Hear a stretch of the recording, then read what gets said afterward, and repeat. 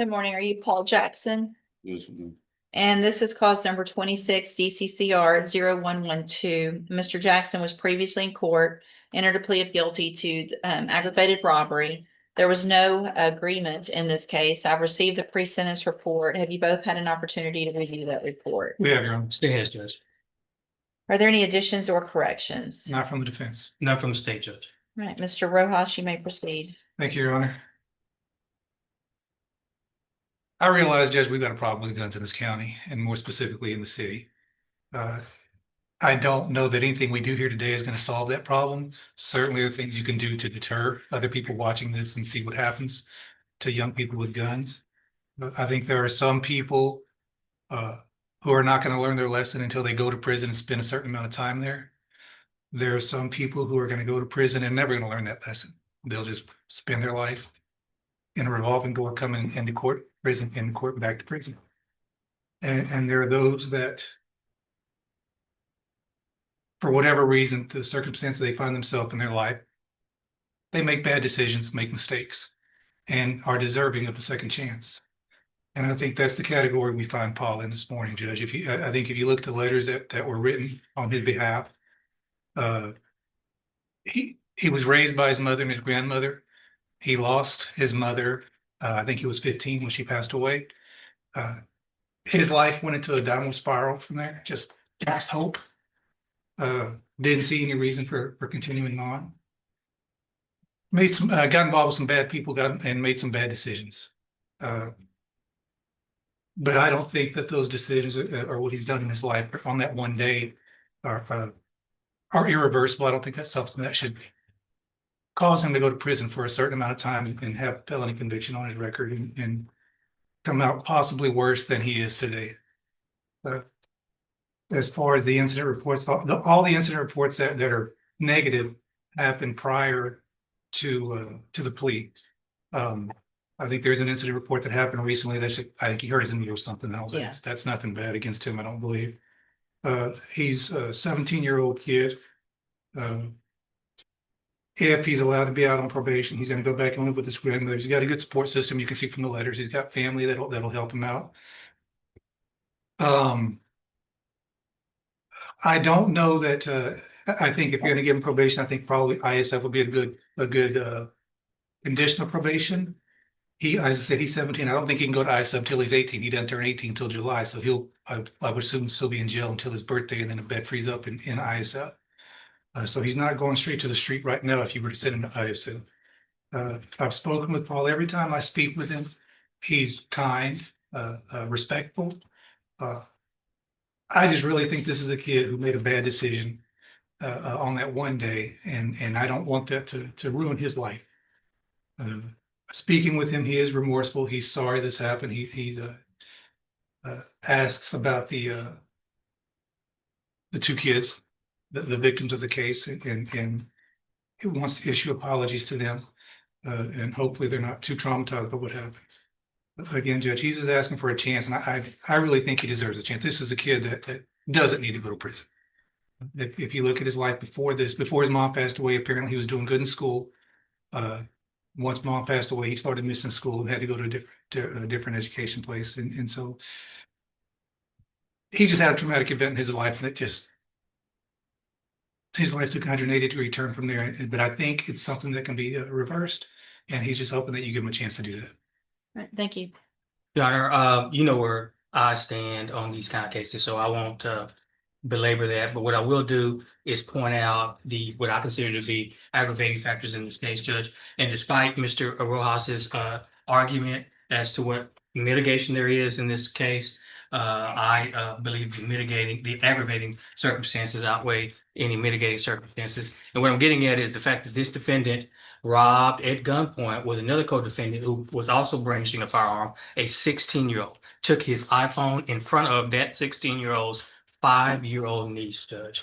Can you imagine the trauma to that 5-year-old to watch her 16-year-old uncle get robbed at gunpoint, Judge? And with regard to the firearm that this defendant used, it was a P80, Your Honor, for the courts, in case you're not familiar with that, polymer 80 firearm that comes in a firearm kit that is partially complete. Doesn't take much to make it a functioning firearm.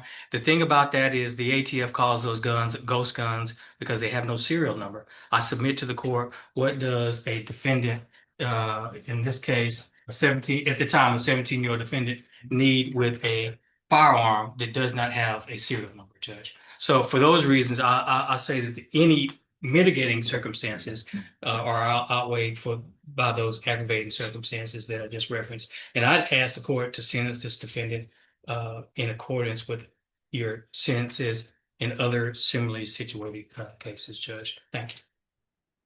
Thank you, Mr. Coleman.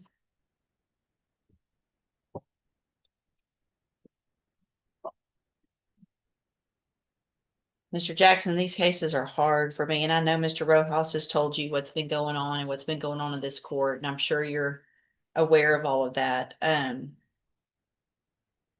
find your case a little bit different than some, but not the guns are the biggest concern for me and for everyone.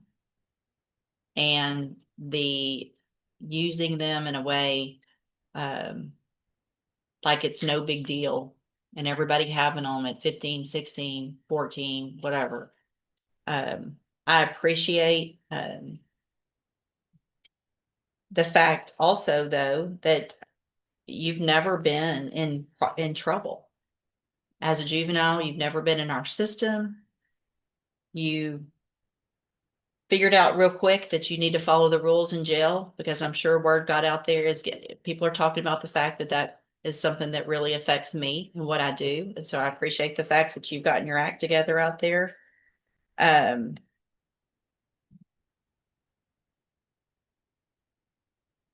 I'm talking because I don't know what I'm going to do with you right now, because I don't disagree with either attorney here today. And that puts me in a position where I've got my job is two things. Is one to, well, more than that, really. One is to protect our community. Another is to punish. Another is to rehabilitate. It's something where I have to potentially take chances that makes me sometimes uncomfortable. It looks like that before your mom passed away, you were doing really well in school, playing basketball, right? And that's a hard thing to go through, especially at your age. But you can't let something like that get you where you are now. Right? What would she want you to be doing? Not this. Right? So does grandmother live in the same neighborhood where all this took place? You live with your grandmother, but does she live in that same neighborhood? Is that where you were living when this happened? Not literally by the neighborhood, some like How far away from those apartments do you live? 2 blocks.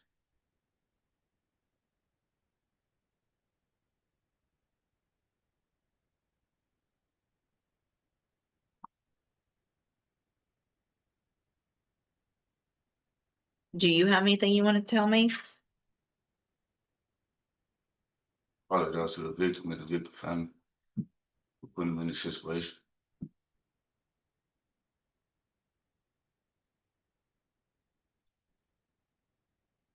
All right, here's what I'm going to do, Mr. Jackson, and I hope that you don't make me regret this, because here's what's going to happen. I'm going to give you a probation. There's going to be all kinds of conditions on this probation. And because there was no agreement, the type of probation that I'm going to give you means that if you violate it, I'm going to have the entire punishment range, which is between 5 years and up to the rest of your life. You understand that punishment range? I can tell you this today, if I had sent you to prison, probably would have been in the 15, 20-year range. If you're back in here after I give you this opportunity, it's not going to be that.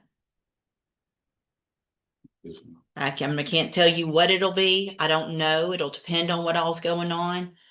But if you go out there and make me look like a fool for giving you an opportunity, it's not going to go well. You understand that? Yes. I want you to succeed.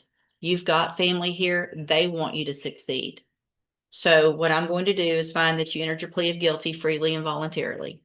Find sufficient evidence to find you guilty. However, I'm going to defer all proceedings. You will be on probation, on a deferred probation for 10 years. I'm going to order a $500 fine.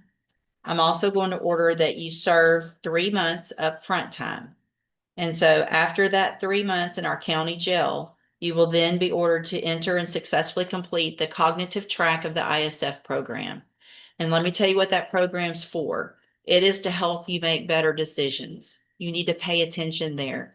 You're still young and your life is going to be very different. You're not going to be able to do everything that your buddies are doing. You're going to have to follow these rules, because if you don't follow the rules, you're going to go to prison. They may or may not.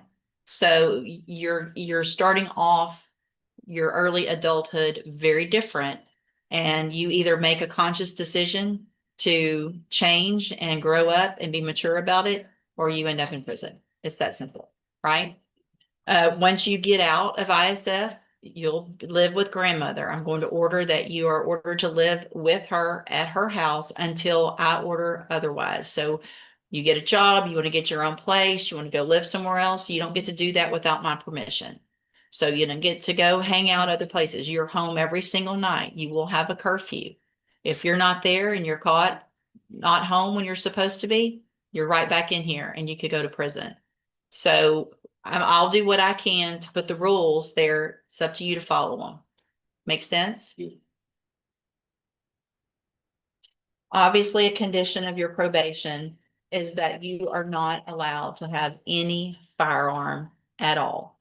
You cannot have firearms at your disposal. So if there are firearms at grandmother's house, they either have to be under lock and key or removed from that house.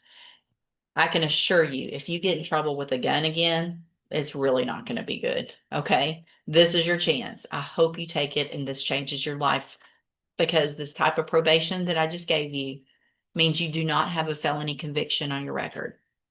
So if you have a felony conviction, it changes your life really bad in a lot of ways.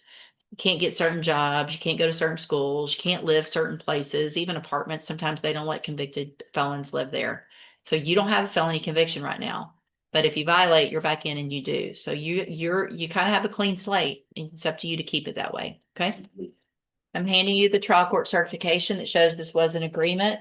Or there was no agreement, actually. You do have some rights to appeal. You can talk to Mr. Rojas about that. Judge, I would ask that the court consider making a condition of its probation, no contact with the co-defendants. Yes. And I was looking for the names of those co-defendants. I can't find this. It might be in here. So, Wow. Mr. Jackson, you are to have absolutely no contact, no communication whatsoever with Dale McDonald. Okay. And also obviously no contact, no communication with the victims in the offense. You're not to go near that street or their house. So if that's the way you normally get in and out of the neighborhood, you've got to find another way to go. You cannot be anywhere near that area. Do you understand? Okay. Judge, there was a third subject who was, or co-defendant who was unidentified at the time of the offense. I think that in Mr. McDonald's case, there was at least an identification made. Information as to that third individual. I don't have that in front of me. So whoever the third guy was, and we'll get their name, you can't be around him as well. And that doesn't mean just in person, like y'all can't send each other messages on DMs or anything like that. You understand? Okay. All right. Go back with the bailiff. Thanks, Judge. Good luck to you, sir. You just.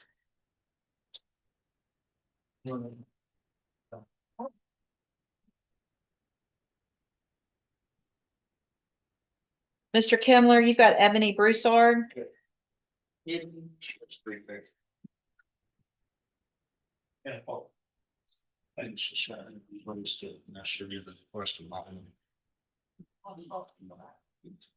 Okay, thank you. I'll stop from the front.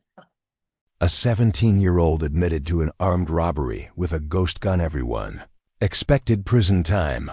But what the judge said next left the entire courtroom stunned.